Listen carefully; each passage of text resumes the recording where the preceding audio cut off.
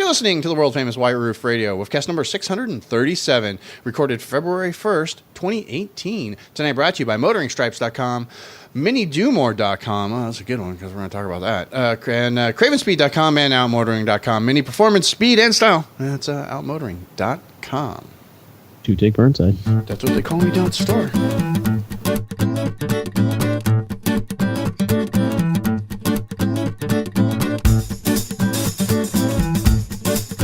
One and two. Hey everybody, it's DB in Arizona with a brand new episode of the world famous, that's right, world famous, bitches. Don't you forget it. White Roof Radio. We're here talking about, I'm pretty sure we're going to talk about Mini Cooper stuff for you tonight, like we like to do. Joining us, as always, my good pal, Todd Pearson from motoringstripes.com. Todd, say hi. I am here. Hello. The good Reverend is here as well. Our chief mechanic, Mr. Chad Miller from Detroit Tune, DetroitTune.com. Hello, I had to make sure that my mic was unmuted so I could actually talk. Very nice. And joined as a special treat as well, Brian Dallas from Ride Bikes Radio. Brian, say hi. Ding dong. I'm here. I know that was a weird intro, right? Yeah. I thought that was going to be I had to do something. Break into the Wizard of Oz there. Seriously, I thought that was a Skype noise. Yeah, it was a Skype noise. It was my Windows Me login noise. Yeah. Wow. And thanks everybody for listening. Everybody don't And that's talk. Brian. Everybody Thanks for don't coming tonight. Everybody stop talking. Just let Brian try to dig himself out of this and feel awkward for a minute. Already turning bright red. Perfect. All right, fair enough. A. Fair enough. Anyway, I hope everybody's having a great beginning of your year. I hope everybody's got their plans down. I know a lot of you guys are really excited for Mini Takes the States. The Facebook group in there is blowing up. I know a lot of you guys are excited for Southwest Mini Fest happening right before Mini Takes the States. It's going to be a pretty exciting event year. We might talk more about that today. Who knows? We are going to talk some. I think we're going to do a big Ask Chad show this time around. If I had to guess, we're going to talk about the price of gas. And we're probably going to pick on Gabe because he's not here.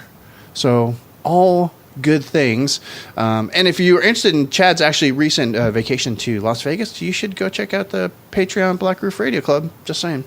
We'll talk more about that later as well. We could skip the weather because, it's Phoenix Open time. And for those of you who follow the Phoenix Open or follow golf, Phoenix Open, I figured this out today. The Phoenix Open is the Pro Bowl of the PGA Tour. It's the halftime break or the All-Star break. You go to Phoenix Open and everybody cheers every time somebody swings a club or they fire off an air horn, and it gives them an excuse to drink really bad beer during the day when they're supposed to be at work. We shouldn't really skip the weather because right now it feels like a -3 here in Michigan. I mean, it's pretty bone chilling. I'm wrapped in a blanket right now because I was really cold coming home tonight. So. I can't wait for a little warmer weather, not going to lie. We should just come to Arizona, Chad, because it was 82 degrees here today. It's been record warm. It's been record warm in the Southwest for the last couple of weeks. Yeah. It's been pretty delightful, nice cool nights, nice warm days. It's Arizona. That jet stream moved east. Yeah, it does that sometimes. Not that I know. It's been unseasonably wet up here in Seattle. No, it hasn't. It's always unseasonably Better wet than in snow. Seattle. Wow. Right. And that wasn't even a joke. Nope. That was straight up truth right there. Damp. If that's a weather condition, it's damp. But you're still riding your bike damp there, right? in my pants. Inside, yeah. Inside. Yeah, inside. You got the spin class going on? Yep. I got the spin class going on. Brian, now you're going to have to, we're talking about that in the next episode of Ride Bikes Radio, you're going to have to go to a spin class now. Yes. With the total some girl spin. yelling at me? Yes, no, total spin bitch Nazi, dude. Come on. I got that at home. My wife yells at me all the time. I want it on video. Come on, dude. Come on. That'll be awesome. Now, honey, I'm taking the Subaru. Although so speaking of wives, I got to tell you this too. So I get on the shuttle bus. I get back at the airport this week, and we get on. We're riding to the parking lot where our car's parked. And this guy goes, "Wait a minute! I got to see if my wife's on the bus." And he sticks his head in, and it's full. It's full of people. And he's looking around, going, "No, I think I lost her." And so the old guy next to me, this just old, cowboy-looking dude with a big mustache, he's like, "That guy seems to have lost his wife." And I said, "Hey, maybe it's his lucky day." Jackpot. The entire bus, with the exception of my lady friend next to me, laughed uproariously, and then I can't imagine she would be laughing at that. I got the rib poked. I got the rib poked. You probably got side eye with that one too, brother. But then she laughed. She goes, "Okay, that was pretty funny." Nice. I think my wife would have given the old thumbs up on that one too. She would have thought that was good times. Nice. As long as I didn't say it about her. Okay, let's. You know what? If you can't laugh about it, enough of these shenanigans. Let's actually talk about car stuff. What do you guys say? Yeah. Okay. Perfect. Before we do, let's remind you about the fine sponsors here underneath the white roof. Our friends over at outmotoring.com and minidomore.com. Remember mnidumore.com? That's Aaron's side hustle thing, kind of. Not really, but kind of. Where he makes really kick-ass trailering components for your Mini. So if you need to be able to like tow a teardrop trailer or carry a bicycle with a convertible or, pull a canoe, whatever, you get your little Home Depot trailer you want to pull behind your Mini, you need a way to tow it. Don't go to anybody else. Just go to Aaron. Aaron's got all the parts, got the kit for you. You find somebody to get it installed, and you are towing like a boss. mnidumore.com. Don't forget about that. And that, of course, is our friends over at Outmotoring, outmotoring.com. Make sure you signed up for the email newsletter so you get 5% off when you place your order. Don't forget a very, very large, extensive list of parts at outmotoring.com to replace your dealer's parts desk. If you want to help support the show, you help support the sponsors. So you go to Aaron and you say, Aaron, I need that front piece on my car that's about ready to fall off. He'll send one to you. We're going to charge for it, but he'll send it over. He's got it in stock probably. You need new clips, all those little fiddly clips that always break and are annoying. Yeah, Aaron sells those by the bag. Just go over to outmotoring.com, get that stuff taken care of. And of course, don't forget it is event season. You need the shirts, the hats, the shoes, the watches, all the things. Outmotoring is your place to go for all the Mini related personal gear. Go over there, do it now. Outmotoring.com and minidumore.com. It's Mini's performance, speed, and trailers.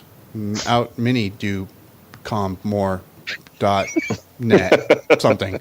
.more. Yes. .more. Links are at whiteroofradio.com. I'm confused now. You guys know what I'm talking about. How about some news music? I thought of something and then I lost it. Oh, I know what I wanted to talk about before we actually started anything else. And I'm just curious. This is just amongst you fellows, and this is completely out of left field. Have you guys been watching the current season of the Grand Tour? I have. Yes. I just started it, and I got to say it's terribly much better than the first one. I would have to agree. Yes. Yeah. No. In fact, I would go so far as to say that the season 2 of the Grand Tour is season 21 of Top Gear, or season 22. I think they've finally gotten back to some good production value. They even made fun of themselves in the first season. I agree. I think the first season was them just being them for just to piss people off, I think. Well, they also like to just kind of go around. Now they're like stationary. It kind of gives them a little more budget and a little bit better kind of feel. Well, and the car that they're driving too, that the Star drives, is an F-Type Jag, which I love. I know. Oh yeah, it's great. That's really great. I'm not a huge fan of the dirt portion of the track myself, personally, but it's a curveball. Yeah, they should have done it in a Mini Country. In a Countryman. However, the Top Gear guys hated the Countryman last year. I know. I picked up on that too. I thought that was awesome. Mm-hmm. They hated the Countryman. They really did. But I think they're doing a great job. If you guys are wondering what the hell we're on about, the Top Gear boys, the old Top Gear guys are making a show called The Grand Tour. It's on Amazon. If you've got Prime, you can watch it for free. Check it out. Season 2. Skip season 1. Really, there's no redeeming value for season 1. There was nothing good. I agree. Unless the most cringeworthy moment of that was to watch Macaulay Culkin drive a car in first gear around the track. That was rough. That? Oh, yeah. God. I didn't like season 1 because it seemed like every episode in season 1 they killed an animal. Wait a minute. Was the Macaulay Culkin Top Gear? That was Top Gear, dude, not the Gear. Grand Tour. I'm way behind on Top Gear. Speaking of, now I'm like, that was American Top Gear, new American Top Gear, which is like the new what the fourth time around now? I forgot there's a new America Top Gear. Yeah, there's like a fourth opportunity for them to do this now. That was what was the most painful moment of car TV in the last year. Yeah, okay. One of the not painful moments was the Jag episode of the Grand Tour this season. OMG. Funny funny. Very good stuff. Anyway, I'm just saying, if you guys aren't watching it, you should. Because if you're not watching it because you went, oh, this sucks, because you watched last season, jump on board season 2. Trust me, it's a lot better. It's actually really fun. Okay, that's all that. Where do we want to start? What can we start with? What should we talk about? You want to talk about batteries? Do we want to talk about price of gas? It's winter time. I think we should talk about batteries because a lot of people are finding that the cold weather, what happens is that enough cold starts, you realize, oh, my battery really is going, because you start your car and it goes. Yes, that is the exact problem that I'm having in my car currently. Plus, other things like it's not always remembering what radio station was on last time I turned the car off. Well, that's because the battery is actually depleting itself. Yes, exactly. It's not saving the factory set. There's not enough juice in there to save the factory setting. Exactly. Yeah. And I can't always open the. Anyway, go ahead, Todd. Which is what brings us to the big point, DB, of this discussion that we started a couple of weeks ago about this, is that you just were like, oh, I just want to change my battery. Right. And I said, wait a minute. I just want to go to AutoZone. I want to drop down $170, get a battery, put it in, and drive away. Right? But here's the problem. You got a 2013 Cooper S. That is correct. Yeah. Okay. And people should remember, too, that batteries are only designed to last 3 to 5 years. Totally. Right. Ever. Right. No matter what car. And if you're in an extreme condition, like let's say you live in North Dakota and it's cold most of the year, or you have really, really harsh winters. I'm talking like 30 below zero. So that's one extreme. Or you live big swings in temperatures, too. Yeah, and it's 119 degrees. Or even here in the Midwest, Detroit, Chicago, Kansas City, those kind of areas, that you get 110 degrees in the summertime and minus 20 degrees in the wintertime. Right, you get big temperature swings. It just chews up the battery. Yeah, they're all really hard on batteries. Right. Yep. So my question is I need a battery for my car. Had a car like the Cooper S that's very dependent on the battery, that it's doing a lot of things after you shut the car off. Right. Whether it's 5 minutes after or an hour to 5 hours, whatever. Right. It's doing a lot of things you don't even realize. Right. Unlocking your doors. Yeah, unlocking your doors, or running the fans, or something. I'm coming from a 300,000 mile 2003 Mini Cooper, which was essentially a bulletproof car. You wanted a battery, you just dropped a battery, like a marine style cold battery or whatever, just put it in, start right up, off you go, done and done. 3 or 4 years later. And even in the R56 Cooper, I think it was the same way. Just a battery, just a 2008, no big deal. But I never put a battery in that car, never had to. Well, they're all the same overall as far as the Gen 2 goes. But Don, what's your average drive to work? And my average drive is in miles is 20 miles, in time is an hour. Okay, so you have an hour. Okay. My car is running normally on average 2 hours per day. Okay, well, that's good, because every single time you start your car, it takes 20 minutes of the engine running to charge that battery back up to what it started at. And I have experienced that. A previous housemate of mine used to go through batteries like underwear because the daily commute was like 10 minutes. Right. And so if you had a newer car that required extra battery type powers, like the Mini, you would go through them a lot faster. Sure. So my question was, and this is the rumor that I keep hearing, and this has been kind of an ongoing battle, is with my car, 2013 R59, do I need to, when it comes to a battery replacement, can I replace the battery and be done with it? Or does the dealer have to fiddle fart around with the computer and do a reset on the electrical system? And this is where I'm still baffled. Yeah, and it's where Chad, you've experienced this too, because you do batteries for people, right? All the time. And I talked to my factory trained technician friend who said, no, just flat out no, that's not needed. But then I talked to the dealer, and you guys have talked to me, and as it turns out, there's different kinds of batteries. So depending on the battery that's in my car, it depends on what needs to get done. Right. Well, they really all kind of have the same battery, but they have what is called this IBS system, and it actually is supposed to measure what the battery is doing to be more intelligent to what the battery is actually doing, or the charge, or how much they need to do it, because all of these cars have a variable output alternator. Okay, so that alternator can increase its output or decrease its output based on the battery's condition, the battery's life, all of these things to help create this battery's length of life to be better. Okay.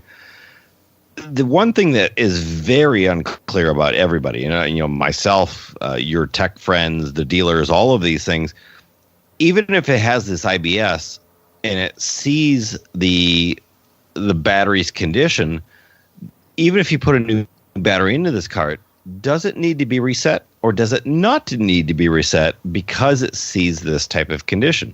Now, the IBS has only been in cars since really about 2011-ish to current. So all of your 7, 8, 9, 10 cars, they need to be reset because the computer doesn't know that it has a new battery. Okay. It needs to get done. Okay. That's just a very simple computer thing, very easy to reset, especially in the aftermarket.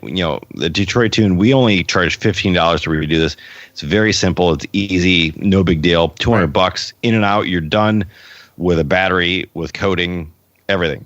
Nice. Now, in the 2011 to current batteries, that option is still available in the system. I can still do this to your car. Okay. Does it need to be done? Does it not need to be done? Right. If you're paying $15, I'd do it just because it's safe. It's very easy. No big deal. Sure. Just do it. If you're paying the dealer $125, maybe you would take the chance because that's a lot of money. Right. But there is a lot of interesting things within the battery, and I can really expand a ton on this, but I'm just going to touch on it real quick. I could put whatever battery I want into your car, and I can tell the car exactly what battery it has, whether it's an AGM or a non-AGM or what kind of cranking power or whatever. And that car is smart enough to know exactly what battery is in there. So if I were to put a Optima red top or a yellow top or a blue top into that car, I can tell it exactly what battery it has, and it will be smart enough to know what the alternator needs to do to tell that battery what to do. Okay, that makes sense. If you go into some other, you're really geeked out on batteries and all of these things with your car, and you want to tell the car exactly what's in there, somebody like my Wayland or Helix or whoever, even your dealer, can tell the car that it has a battery based on these parameters, and it's very easy to code in. No big deal. Again, I would only charge $15 to do this because I can hit the button and walk away and I don't have to do anything.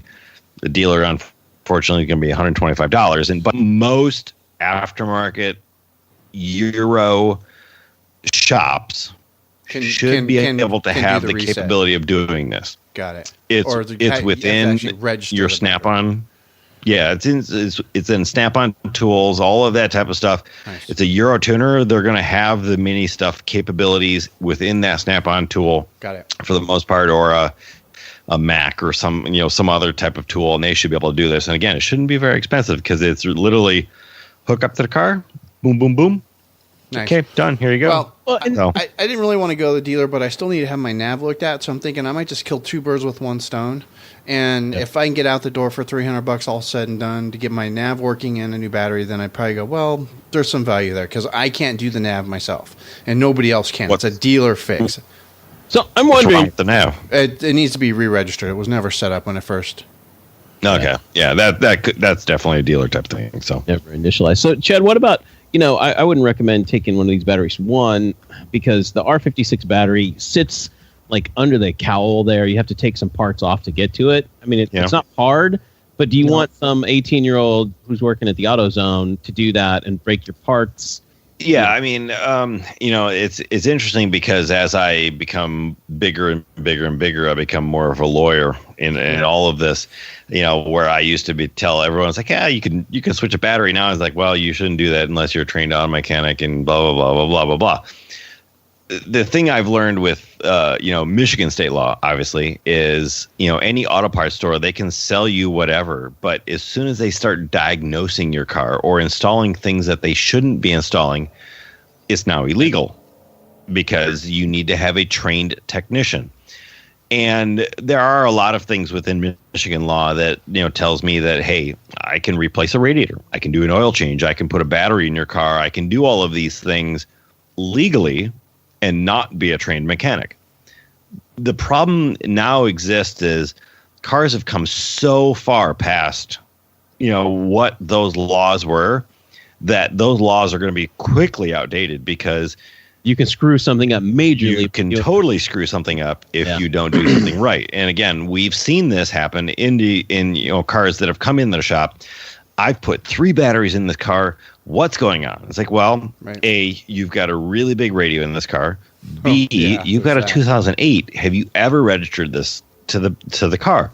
Well, no. Why would I do that? What does that even mean? Right. Well, yeah, because the dealer didn't educate the customer. The customer didn't read the owner's manual, and they have no idea what it actually requires to do this. So this right now in the next 10 years is going to be a huge transformation in people, in what they learn, and how word of mouth and shows like White Roof Radio that are like telling people, you can't do this anymore. This isn't a 350 Chevy. You can't just put a battery in this car and this is going to happen across all models. This isn't just a Mini thing anymore. This is going to become standard, and it's going to make AutoZone and O'Reilly's and whatever auto parts store you have. It will make it illegal for those people to put batteries in your car. They can sell you a battery all day long because they're just selling you a part. But now it's going to be, they can't, scan the car to tell you what's wrong with the car, because you can go to any AutoZone now and get a free scan. Right. And I think O'Reilly's now too. Yeah. Any of the parts houses do that. As soon as you're in Michigan law, as soon as you're diagnosing a car, it's now illegal because you have to be a certified mechanic. So that's going to be, and I'm sure a lot of other states are pretty much along the same. And it's going to become to the point of, auto parts stores are almost going to become obsolete at some point because of how laws are written. But it's going to take a long time for things to catch up. But people have to realize that this battery technology and how cars are, it's just the same way with fuel economy or any of the other little things that come along with these cars. You're not going to be able to work on this stuff anymore. Even the most simplest of things of putting a battery in a car, you just can't do it anymore. So. Yeah. And I think that's where we get to here, is that it depends on the year of your car, your year of your Mini Cooper, right, whether you need to do this or not. And it's kind of at your own risk. And DB, I think it's like what I said, is you could put a battery in your car and just pop it in there and go about your business, and it would run fine. Right. You're not going to know any difference. But I think it's going to be the difference of the long term. Yeah. The battery is it going to last for a year and a Yeah. half to 2 years, or is it going to last for 3 to 4 years like it's supposed to? Or 5. Yeah, I mean, Right. batteries are designed to last, quote unquote, 3 to 5 years. That's the spec on them. Right. And you don't replace it every 6 months to a year, because who wants to spend $250 or $200 on a battery? $150 on a battery every 6 months. But it can also transfer into a lot of other things, because all of a sudden you got to put an alternator in your car. And cheap, $150 to $200. Right. And that's a pain. And that's a pain in the butt. $600. Right. And you got multiple hours of labor to put it in. And that alternator doesn't need to be coded in, but you still have to code the battery to tell to make sure that the car is not working. So it could be a $2,000 fix if you don't code the battery in. Right. Personally, I'm not willing to take that, that chance. Yeah. Well, I got you. Hey, can I jump in here for a second? Yeah. Go ahead. Brian, go. So here's a little Gen 3 experience, since we haven't really talked about Gen 3 cars. So we had before I left Mini, we had a couple Clubmans come in that it had just gotten back from being at the auto being repaired, from accidents. Okay. Where the shops had disconnected the battery, and then the cars came back to us because half of the internal systems weren't functioning correctly, like navigation stopped working. Voice command stopped working, and it's because the car goes into a theft mode where it has to be programmed by us, as to Chad's point, to tell it that it's okay and it's safe and that this battery is still the battery that was right. I know part of it. Yeah. And so we've run across that quite frequently with some body repair places that don't really know what they're doing when it comes to getting the car back up to snuff for their customer. And And that's, to the Gen 3 cars, it's basically putting it into a modified limp mode, or what Mini calls a theft mode. interesting because we've had a lot of people come into the dealer fairly recently, and I'm saying within the last 6 months or so, who have random things like that, like all of a sudden their voice command stops working, and all of a sudden they can't connect their phone via Bluetooth anymore, and kind of crazy stuff like that. So that could be what they're experiencing, huh? Exactly. That's exactly what they're probably experiencing. When we bring, when I bring in, and I'm trying to get all of my guys on board with this, and most of them are doing it really great. Whenever we bring any Gen 2 car in, battery charger instantly. Yeah. Right. Yeah. It's in there for any length of time. Put the battery charger on it. Put it into a longer, quick cycle, so it brings the battery right up, and then put it into a trickle cycle, so it really tops up that battery to make sure it's good. And then we always test every single battery for every single car that comes through there, pre and post, so we have some numbers of what's actually going on. Again, this is just a service that we're doing with all of the other things going on with the car, but we know that those cars are very battery dependent. I mean, you can have an R53 and you can have a battery in that thing for 10 years. I had 8 years at my first GP. I had the battery in for 8 years. And it's not a big deal, but we had a car in a 56, and somehow it had a 360 cold cranking amp battery in Michigan. And this guy was always charging this car, and it's like somehow a California battery got put in at the dealer, and it was like, that battery is just not enough. You need to have that 860 cold cranking amps here in Michigan. And again, he had this battery in for 2 years, and he's like, you know what, I'm done with it. Just take this battery out, give me a good battery, type of thing. But we always are. We've got 2 Snap-on chargers now at our thing, and we're always putting these things on cars and making sure that they're charged up. And as we get more Gen 3s, we're going to do the exact same things. But we do see exactly what you're talking about. Like, this car's doing something weird. The windows aren't working, and this isn't working, and it's just some weird electrical gremlins. Really weird things, like the doors don't open, or the trunk won't open, or the alarm goes off. The alarm actually went off while I was driving one day this last week. Really weird things, and I go, okay, I need a new battery.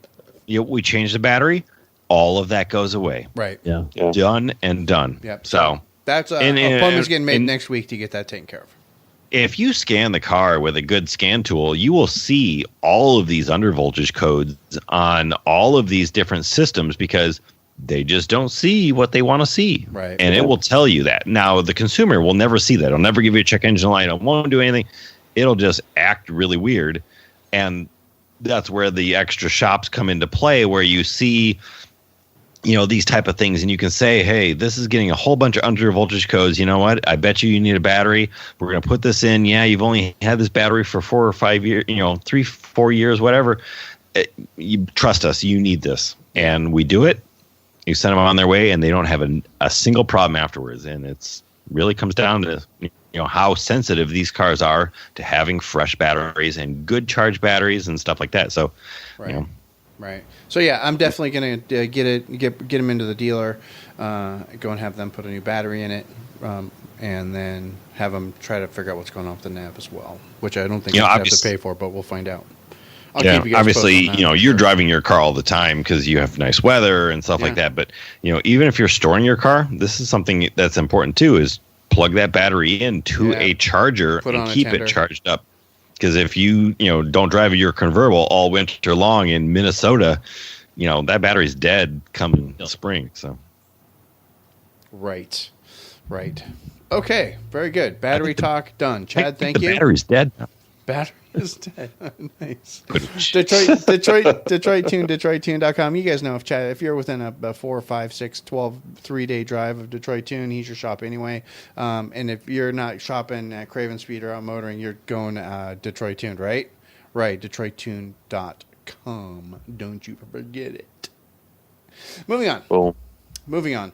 So this is another one. This one came up in the Slack, and I wanted to actually talk about this, see what you guys thought about this one. It's not gas prices, because honestly, I just don't care. BMW fully acquires drive-sharing partner Drive Now. Mm-hmm. I think it's too little, too late. I don't know what they're thinking here. Why would they jump into the rideshare thing when clearly anybody who would take advantage of that kind of a program is getting in an Uber or a Lyft? But they've already done that, though. Yeah, I think maybe that they're looking more towards the future, and it's kind of a bet on this is where like Uber and Lyft is where it's at right now, but the opportunity to grab your own car and do this, it's been very successful in the cities that it's in. Oh, okay, I didn't know. Yeah, it's just like Zipcar, and they've had it in Seattle. It's Reach now in Seattle, and it's there are i3s, there are Clubmans, there are F55s like parked in various locations all over Seattle, downtown Seattle, and you can literally walk up to it, get it, and drive away. Yeah, you've got the app on your phone, and literally that unlocks the car, and it's really convenient. So I think it's something we just haven't experienced. Because DB, I was with you when I first heard about it, and then I realized how easy it is to work. It is easier than it is in Uber. If you're walking down the street and you're all of a sudden like, oh, I need to grab a car, you have to open an app, you unlock the car. It tells you where it is. Yeah, it tells you where it is, and it unlocks the car, and you get in, you go, and then you leave it wherever you end up. Exactly. Yeah, okay. Yeah, exactly. You pull over. The Drive Now side of it, that's in Germany. Got it. So yeah, and Reach Now is in the U.S. and it's only I don't even know a handful of cities. I don't even know which all the cities are, but like L.A., New York. Something like that. Yeah, but I think they're kind of looking towards the future of like this is one of the many aspects that we're going towards mobility, if you will. Yeah. A lot of people are using the Ubers and Lyfts and things like that. But when you actually need a car, this is it's a really big thing. And I got to say, I noticed recently, I was in downtown Kansas City, the bicycle share, Dude, that is blowing up, especially here in Arizona. And it's the rackless bikes. We talked about this week a little bit on Ride Bikes Radio. But because there's the racked bikes, which you'll find like here in downtown Phoenix, they've got racks, or in New York City, they've got racks. But the new hotness is the rackless bikes. And those are showing up like in Texas, and they're in Kansas City and other places here in Arizona, where the cities are just going out and they're leaving like 5 or 6 bicycles on the sidewalk. Right? Interesting. And then you just go up to them and ride them. To kind of cross over to all of our shows in our network here, I enjoyed the racked bikes in DC. I loved it. And they just came to Detroit now, and I am ecstatic because I've always wanted to go downtown and just ride bike around and just do all of that stuff because I do things in that city already. And I would love to be like, you know what?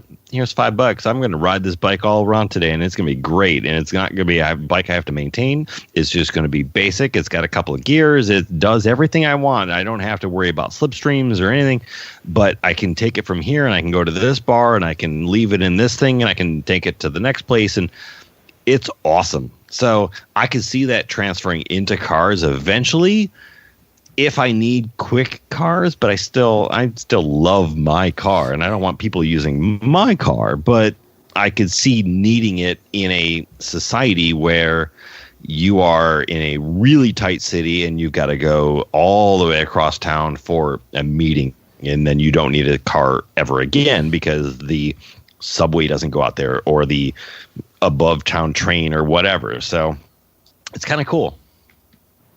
Yep. Right. Yeah. Okay. Well, it's something to keep an eye on. I'm waiting for our Google overlords to come in and just let me clap twice, and it comes and fetch, and a car comes and fetches me and takes me where I wish to go. That's what I'm waiting for. You'd be surprised. It's not probably far off. I don't think. Well, I mean, shoot, they're all over. They're running them like at events and stuff here in Phoenix already because we're the Wild West and we don't care about rules and laws and robots. Clearly, so I mean, they're all over down here. I haven't had a chance to ride in one, but I look forward to the day where when my drive to work is I just open the app and it's like, okay, I'm ready to ride to work, and I just say, okay, car will be there in 10 minutes. Comes to my house, I get into it. It's just me, maybe another person, and then I just tell the car where I'm going, and it just off I go, and it drops me off at work. I'm still old school in that I don't plan that far ahead. Okay. Like I know I have a schedule, and it's like, okay, I got to be so-and-so place at 1:15, right? And so I go to the point where I realize, I got to get in my car by X amount of time. I don't think far enough in advance. I have to order a car so that I can get to, there's time for them to get to me and then me to get to wherever. I'm just like, that's too much work for my brain. I just want to go get in my car and go, And if I'm running late, I just drive faster. You know what I mean? I don't want to have to think that farther ahead. It's like I have a really nice Valentine 1 radar detector, and if I'm late, I just speed. I just assume that I am going to have an hour commute each direction for as long as I have to work, because I've had an hour commute each direction, if not more. Dude, if I spend more than 15 minutes at a time in my car, I want to lose my mind. Yeah, you're doing something wrong, Don. I love my car. But I can't even remember. I mean, how do you think I got 300,000 miles on Roxy, for crying out loud? You know, driving an hour and a half each way to work. I do that now. It's 20 minutes, 20 miles, which most people say, 20 miles, that's a pretty okay commute. That takes me an hour. My car turns 2 years old next month, and I have 14,000 miles on it. Mm-hmm. And this is the car I drove on Mini Takes the States 2016. I put 4,700 of those miles on in 1 week. Wow. 2016. Yeah. So I put 10,000 miles on this car in 2 years driving around town. Wow. Okay? So that's how little I drive. Well, okay. And it's crazy that I'm doing this show about Mini Coopers. I'm the one who drives. Really. I'm the one who drives the least, and probably should be using Uber and Lyft instead of paying $43,000 for a car. That's yes, biggest waste of money, right?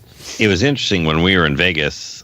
We used Lyft quite often, and always we were in a line of Lyfts, is what they call it. Yep, you have to wait. And I just learned this, so I'm don't think I'm all technical savvy, because my girlfriend's yelling at me. Is like, "Did you get the line?" I was like, "What is a line? I don't know what a line is." But we always shared our Lyft with somebody else, and it was always cheaper, and that's going to be part of the whole thing, because they were kind of going in the exact same direction. We could wait a couple extra minutes. I don't care. Whatever, Right. We're not under any deadline. That the shows weren't starting yet. So, hey, we'll share it with it, and it'll make us a couple bucks cheaper, and it's cool. So I don't ride well, and other people are driving. No, you don't. I am here to qualify and certify the statement made by Mr. Todd Pearson in the last 30 seconds, where he said he does not ride well. I can fully attest to that. Yeah, I don't ride well. And so that's my other problem with this. And I'm sure I'm not alone in that. I know a lot of people who are the same way. It's I'm sure. They go somewhere, they want to drive, and they're like, "Oh, you can ride with us." And they're like, "No, that's okay. We'll go ahead and drive." I think Todd would rather do zip line in Vegas before riding somebody else's car. Yeah, pretty much. That's entirely possible. Yeah. And if you don't know what I'm talking about, then you guys need to subscribe to the Patreon and listen to Block Group. There you go. So see, there's your answer. I would rather use the Drive Now, the ride share kind of drive share thing. Not so much Uber and Lyft, but I would rather walk up to a car and go, "Hey, you know what? I'm going to borrow this Clubman for an hour or two." Because you have to go to Costco or something, right? Yeah. And then go park it when I'm done. Right. Well, it was funny because after this weekend, or the vacation, and experiencing what that was, I actually looked this week. I was like, okay, what would it take me to Lyft downtown? What would this cost be? And I was like, wow, God, it's $20. I'm like, that's too far for me. I'll just take my car. Like, it's not a big deal. So yeah. It's kind of so. Chad, the trick to Lyft and Uber and all these ride sharing services is you're using those when there's going to be adult beverages consumed. That way you don't have to worry about driving back. You know what the irony is? Talking about. It's fine. I'm not kidding. I have friends now who will drive out on an evening, right? And they'll drink, and they're like, "Okay, I got to Uber home." So they leave their car wherever. So then they Uber home, and then they have to Uber back to their car the next day. Oh, I've had those nights. I'm not kidding you. I see people do this all the time, and I'm like, this is genius for Uber and Lyft. They're making a mint off of these people. Yeah, dude, I've done that. But what I would do instead is I would ride my bike back to get my car the next day. Well, then you can do that. There you go. Yeah, so that's how I used to cope with that. But and you put your janky ass bike rack on the back of it, right? And I put my janky ass. Yeah, but this was back when I had Bruce, so it was easier to do. I put that janky ass bike rack on the $20 Amazon bike rack on the back of him, and off I go. You just need one of those mini bikes that folds up. I'm going to have one of those pretty soon, but we're going to talk about that another time. Let's bring it back to Mini, because you guys, you bike guys will probably appreciate this too, is the new Countryman is the outdoor Mini, if you will, right? It's the Adventure Mini. And what is the only way to put a bike on a Countryman? On the roof? Literally on the top. Yeah. Yep. Or you have to take the wheel. How is that? I've got this problem, and it's going to be a post at DB Mini this week, is I've got this problem is because within the Mini community, there's quite a few cyclists. I would wager There are quite a few people that like to ride bikes. 3 or 4 myself personally, Right? just here in Detroit. And I figured that, some kind of research or whatever would have shown that people who were buying Mini Coopers, besides being fans of iPhones and Chuck Converse tennis shoes, would also possibly be cyclists in some way, shape, or form. And they would come up with a way better than a freaking roof rack on a car that's 6 feet tall to carry a bike. Well, to the point is that, BMW just released the X3 with that, specialized bike, electric bike that they, but that they partnered with them on. Way bigger, and you can actually stuff a bike in the back. Yeah, it's a rear end tow hitch. So I mean, it's there. We could do it, but cyclists, we get screwed.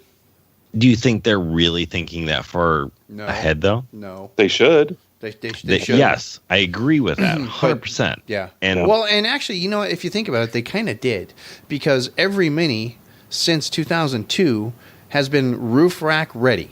Everyone. My 2003, the mounting spots were there.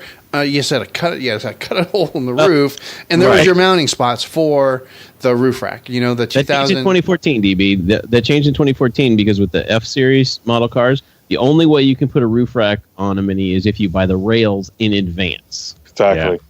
Yeah. Right. Oh. And it's like, okay, they thought about stuff. They didn't necessarily think about biking, right? But they thought about things. Like, oh, well, they might need to do this and might need to do that, or we'll create a system. Okay, this is great. That system's there. They can do whatever they want with it.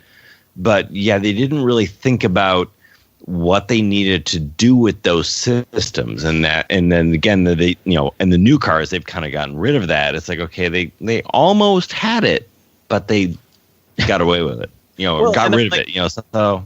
The other problem with the new Countryman, too, about putting a bike on top of the thing is it's taller than Minis have been before. Correct. It's harder to get up there. You're going to need like a step ladder, to properly get your bike up there and secure it. And then you're going to have to be fairly strong, too, on top of that. Well, the rails are already 2 to 3 inches taller, right? They're up above the roof. Then you got to put the crossbars on top of that, which raises it up another inch or two. Then you got to put your rack on that. So you're like 6 or 8 inches. Yeah, you're way up there. I mean, even for me, I would have to stand inside of the rear door, in the sill, in order to reach up there to pull it down, because it's way too tall. And then that's not real secure for you either, because there's not a lot of foot space there. No. And I'm sure your bikes are aluminum and half carbon fiber and super light. If you get just a nice beach cruiser for a 50-year-old woman, you're not going to do it. Yeah, you got to get the crane out for that. You get the crane. And that was one of the things we had with a customer. Is like, okay, look, you need to think about all of these aspects. And she tried it for a while. She's like, you know what? Nope, I just need to go back to the outmotoring, hitch thing with the bike rack on the back and be done with it. I was like, yeah, good. Yeah, that's exactly what I thought would be. That's what I need to do too, and that's what I mean. Aaron's already, shot me an email and said, "Dude, I'm going to hook you up. We'll get you some smoking pricing on this." I'm going, great, but I mean, it's not cheap, and I still have to have it installed because it's above my skill level to install the hitch. So I mean, I'm looking altogether at dropping more money on a hitch for my car than my bike cost. And you, as a IT guy, you can build a computer, right? Yeah, I can build a computer. No, I'm not complaining that it costs so much to do. No, you could put the bumper hitch on. You could do this. I 100%, know that you could do this. I have looked at the installation instructions, and it is outside of my comfort zone, outside of the tools that I have.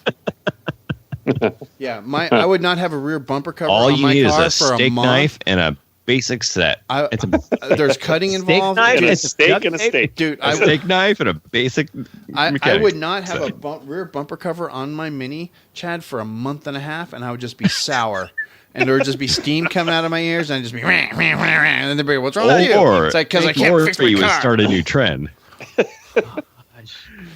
Oh, boy. DB driving around without a bumper cover. This is it. White beater shirt in his convertible. It's going, mother.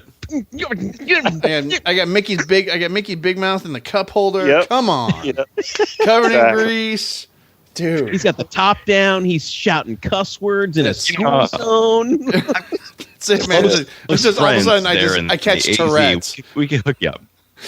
Yep. I catch Tourette's. Anyway, it's an expensive thing to do it right, to carry stuff with a Mini Cooper, especially a bicycle, which is something that the majority of vehicles on the road can actually do quite well right out of the box. I mean, not in this class of cars, however. Like, you'd be hard pressed to find any good way to carry a bike with a Nissan Versa or a Honda Fit, for example. You'd have to do the janky bike ride like I do. Huge cars. Yeah, but you can't actually like at least with a hardtop Mini, you can take the front wheel off of one bicycle, and it'll fit inside the car if you take the wheel off.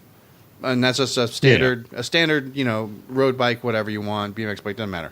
You can carry one bicycle inside the car if you have a hardtop. You just got to take the front wheel off, and usually it'll fit. I was able to do that with mine. The problem comes when you start getting fancy and, have a midlife crisis and have cars with drop tops. Then, well, you got to think a little bit more. Anyway, and mine's not really a midlife crisis car. Really. Yeah. It's all good. Okay. Yeah. We're not going to judge. You guys judge every freaking day. Don't lie to me.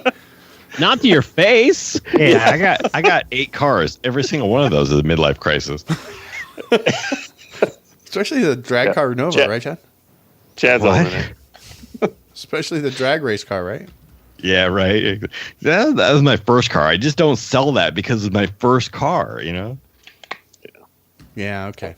Good times. I gotcha. Good thing. It's a really good thing Gabe's not here, because then it'd be a full midlife crisis. If Gabe was here, he'd just be going on and on and on about that damn Clubman and how well it drives in the snow. He's already posted a stupid picture of it in Slack, and it's the same picture that he put on Instagram. The exact same picture. Here's the thing, though, DB. You realize we say that, and Gabe and his wonderfully powerful JCW Clubman. You realize they're Cheerios in the back cup holders. Oh, thing, right? Yeah, and he's got 16 kids now. Dude, the inside of that Cheerios. Inside of that car smells like. Geez, inside of that Clubman smells like Cheerios and chocolate milk, dude. Yep. And here, let me mute. Oh my God, that's so good. So good, Todd. So good. And if you're a parent, Yeah, if you have ever been a parent anywhere in your life, an aunt, an uncle, and you have had to tend to 3-year-old children and younger, you will understand that joke. If you've never had that experience in your life, please to look forward to that day in your future, because, well, that's a smell you just never forget. The smell of Cheerios. You just never really forget that. Never. That has to be our show title. And Cheerios at the couple. And we have a show title. Yeah, I agree. 100%. On that note. Exactly. Thanks, Todd. On that note, Todd, thank you very much. Really quick, I want to remind you guys about our friends over at Craven Speed as well, cravenspeed.com. Let me remind you about Craven Speed, because Craven Speed, as much as they make some really cool stuff for Mini Coopers, we know this. The short shifter and the flex pod adapter and the shocks and the pulleys and all the things, they make really cool stuff for other cars too. Did you guys know this? It's awesome. They make, like, if you have a Miata, dude, they have a ton of stuff for Miatas. You have BMW, you have Volkswagen, you have Toyota pickup truck. And not just like stubby antennas, like other stuff, like really cool stuff. So if you have a car that's also not a Mini, and you're going, oh, maybe I can put some Craven Speed goodness on my not a Mini car, I want you to go check them out, cravenspeed.com. Click on the Browse by Make link, see if your make is listed, and then go see what they've got. For example, I need something for my Lotus, just because. What do we got here for my Lotus? Oh, nothing good. It's just... Okay, that was a bad example. But if I have my Toyota pickup truck... where's my Toyota? I know Toyota's in here. DT actually is stocking the Miata stubby antenna. So nice. Oh yeah. So I've got a Toyota pickup truck. I can get an antenna camera mount. I can get a dipstick for a Toyota, the Craven Speed dipstick, which is an amazing piece, right? The platypus mount, the headrest tablet holder for my truck. Sweet. There's some really cool stuff for other cars, other makes. So you should go over and check it out. Of course, if you have a Mini, you want your Mini to be better, faster, stronger, lighter, go to Craven Speed. Craven Speed's got really cool stuff to hook you up. Intake for the F56, awesome. The dipstick for the R50, R53, R56, the cars that actually have a dipstick, that doesn't break and you can actually read. Super awesome. Of course, the stubby antenna, which is just a really neat piece. The FlexPod adapter, which I'm going to be putting one on my car again really, really soon, because I just realized that nothing else can really match it. And the short shift kit and And. Craven Speed's been they're an OG sponsor here at White Roof Radio. Of course, motoringfile.com since forever ago.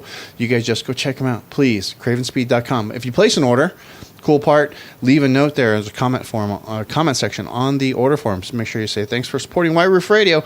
We really appreciate that. So do they. They, of course, our friends at cravenspeed.com. Boom. What else? I think we're done. We're done otherwise. Housekeeping time for me?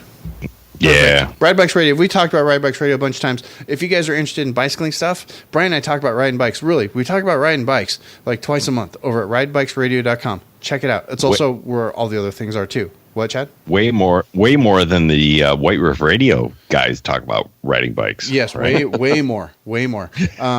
Also, so go check that out. Also coming up, Fireball Tim and I are bringing back the Hollywood Car Show. First episode should be up next week, if I'm not mistaken. So if you're a fan of the Hollywood Car Show, it's going to be a monthly program. Keep an eye out for that. Very cool stuff. That puts 3 shows under the white roof. And then we're going to add a 4th, but I have to wait to give you any details on that, but it's going to be cool. You guys have to trust me on this one. So pretty soon, I would imagine, probably before the end of March, there'll be 4 shows under the white roof. It's pretty rad. I'm pretty happy about that. So keep an eye out for all of those things. Otherwise, I think, like I already said, we're done. And go buy some stuff at Motoring Stripes for Mini Takes Estates. Yeah, we talked about this already, guys. We talked about this, but don't be that guy, right? Don't be the guy on Facebook going, hey, where do I get the Mini Takes Estate stickers? It's really cool. Where do I get that stuff? And don't be that guy. And don't be the guy that doesn't share the link to motoringstripes.com when you see that guy post. Just have that like in whatever clipboard cache that you've got. Just have that on deck. Always have that on deck and just go motoringstripes.com. Boom. Just link it. It's just easier. It's just easier. Trust me on this one. This is the closest thing you're going to get to Mini approved graphics to have before the event as you're going to get. Mini's not going to sell them. And these are kind of Mini approved, are they not, Todd? Kind of? Sort of? Sort of. Yeah. Like a wink, wink, nudge, nudge? I'm not going to say endorsed. No. They didn't disapprove. But That's right. They didn't tell you. They didn't do a cease and desist. They said no. They said cease and desist. They said no, wait, no, do them like this instead. And you go, okay, cool, right? Yep, that's right. That's Boom. Exactly. It's the next best thing to have a Mini USA gear on your car. Todd makes it for you. It's simple. Motoringstripes.com. It's all right there on the front page. Just go and order it. Get it done and get it taken care of. Don't forget, too, this is new offering from Motoring Stripes, and that is the rally stickers for your car. And the rally stickers are cool. That's the little name with your flag. Dude, I've been wanting even if you're not going on Mini Takes Estates, I've been wanting you to make those forever. Yep. And if I had a back window on my car, I'd order a set. Yeah, there's no good place on a Roadster for these. There's no good place on the Roadster for that, which is okay. I'm okay with that, but I'm just saying, wish you would have had it sooner. So go over to motoringstripes.com. Check all that stuff out. Like I said, that's all of the official MTTS 2018 stuff is going to be found right over there. The official Motoring Stripes stuff. The official Motoring Stripes stuff, excuse me. Yes. Good grief. Whatever. This is the stuff that it's the stuff that everybody else is going to have. You don't want to be the guy that doesn't have it on your Mini, do you? No, of course not. And besides that, 13-inch tall door magnet, $25. Are you kidding me? Yeah, it's only $25. And the limited edition badges are going fast. Nice. I still can't believe you're selling that door magnet for $25. And that's that the door thing. magnet. It's Nürburgring tested, car wash tested. It's not going anywhere. It's going to stay on your car. You're going to end up with that shape of faded paint around the rest of your car because that magnet's not going anywhere until you take it off. Well, that's what I'm saying. I'm not trying to get rich off of these things. I'm doing this as a service to the Mini community. You know what I mean? It's like $25. I'm not making that much on these. Right, exactly. You should just take advantage of it. Get them. Help a brother out, Yeah, help a brother out. He left commas in Vegas. I'm sorry, I just couldn't resist. That's not why. You're not doing it to help Todd. He's not going broke by any means. But I mean, $25. Come on, that's practically cost. Go over there, motoringstripes.com. Get all of your MTTS stuff out of the way. Got it? Keep Todd in top shelf gin. Yes. Keep me away from the aisle with gin and bottles that bounce. There you go. That's our goal. So Todd doesn't have to drink booze out of bouncy bottles. A squeezy bottle gin. No squeezy bottle gin. No squeezy bottle gin. Very good. That's it. DetroitTune.com as well. We already talked about that. Don't forget, we got everything. So, yeah, we're going to be done. One more time. Going once, going twice. Anybody. Perfect. We are done. This is the part of the show, gang. You know what I like to do. I like to make that funny clicking sound, and then I say... Questions, comments, or concerns, go ahead and click back over to whiteroofradio.com. There you can leave us a note in the show notes. You can also email us feedback at whiteroofradio.com. White Bikes Radio. Now I'm going to have to get that domain too. Jeez. Anyway, until next time, gang, this is DB. I'm done. Cheers. See ya. Good night, everybody. That was the Elmer Fudd of... That was awesome. I like video and White Roof Radio. That was a combination of what the hell was going on there. That was great.